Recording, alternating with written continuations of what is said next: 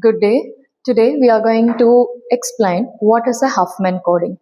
And we have come up with two different problems in Huffman coding so that will give a better understanding for us.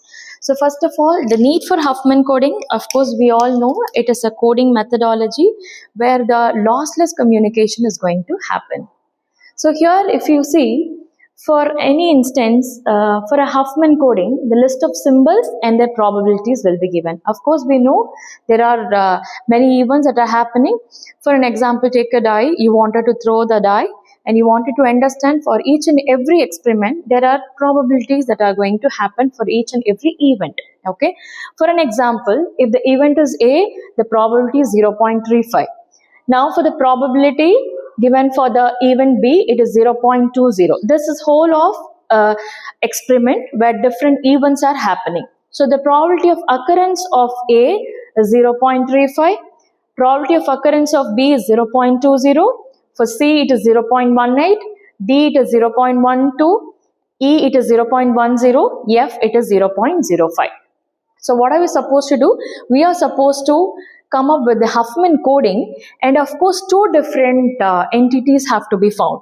The first entity what we are going to find is nothing but the entropy. So from the entropy we'll be deriving the redundancy value. And average code word length we are going to find. So what is the method that we are going to use is nothing but the Huffman coding method. First of all, the first and foremost thing is nothing but the very first time that you have been given this particular problem, please make sure all the probabilities are there in the decreasing order of the probability. That means the top one should be the higher value, and as the time, as we just get through, it is going to reduce in its probability value. So as you see here, at first it was 0.35. Then it comes 0.20, 0.18, 0.12, 0.10 and 0.05.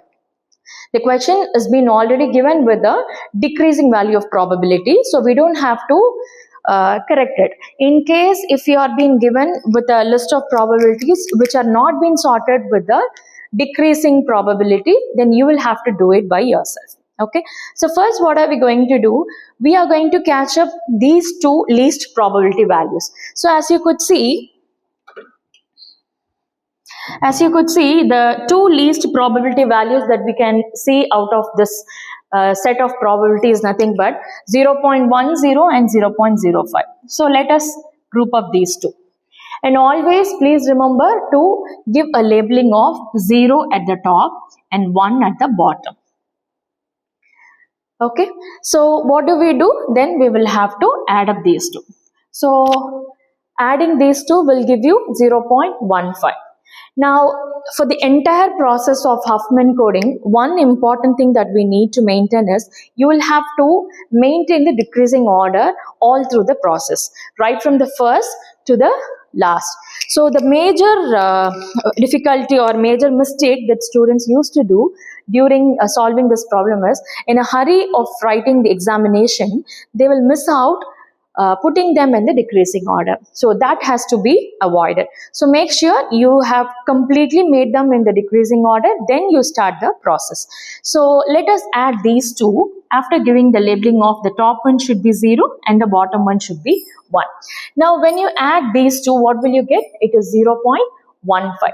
So 0.15 have to be placed in a position where it is not touching or disturbing the decreasing order of probability. Alright, so what do we do for that? We will have to order them in the next phase. Okay, so I call this as phase 1. I call this as phase 1. Now I'm taking this also to the next one because this doesn't affect the order. Then the next one is going to be 0.18. So with confidence I can move to the next phase. The reason is nothing but here when I add up these two, I'm getting 0.15. So this is not going to disturb the higher value probabilities, 0.35 or 0.20 or 0.18. Okay, nowhere it is going to disturb.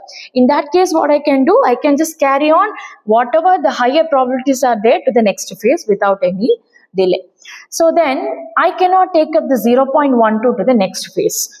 The reason why we cannot take that to the next phase is nothing but this value is a lesser value than the cumulative of the least two values. So when I add up these two, I'll be getting 0.15. Whereas this value is nothing but 0.12. So this value is less than the cumulative of these two values. So in that case, what I have to do? I have to shift it to the upward. Now it is 0.15. And what happens to this? This will eventually come to the next place. 0.20. I'm sorry, 0.12. It is 0.12. Okay. So the same process we are going to carry on till the last. So until we finish the entire thing. Okay.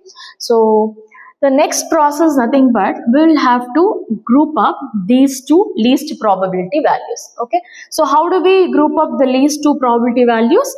Once again the same procedure have to be carried on. We will have to mark the upper probability with the label 0 and the lower probability labeling as 1. I'll tell you the reason why I'm labeling this, because this you will be able to understand once the entire process gets over. Okay. So this will be easy for you to do the coding. That's the reason. Because we understand each and everything is going to be written in terms of ones and zeros. Okay, fine. So we have done this process. Now add up these two. Okay, so how much do we get if we add on the 0.15 and 0.12? We will have to understand. So what happens if you are going to add 0.15 and 0.12? Obviously 0.27. Okay, now I'll have to ask a question. Where should I place this? Should I place it here or here or here? It is well known that this is a clear through value 0.35. Nothing to worry. Okay, now this is nothing but 0.20, whereas our cumulative value is 0.27. Okay, which means it is a higher value. So what will I have to do?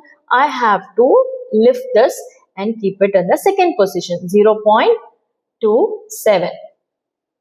So what we have done, we have put every probability in the decreasing order, and after putting in the decreasing order, what we have done is we had carried the cumulative of the least probability values. So from the least probability values, what we have done is nothing but we have taken the addition of these two. We have kept in a position that it doesn't disturb the descending order. Okay,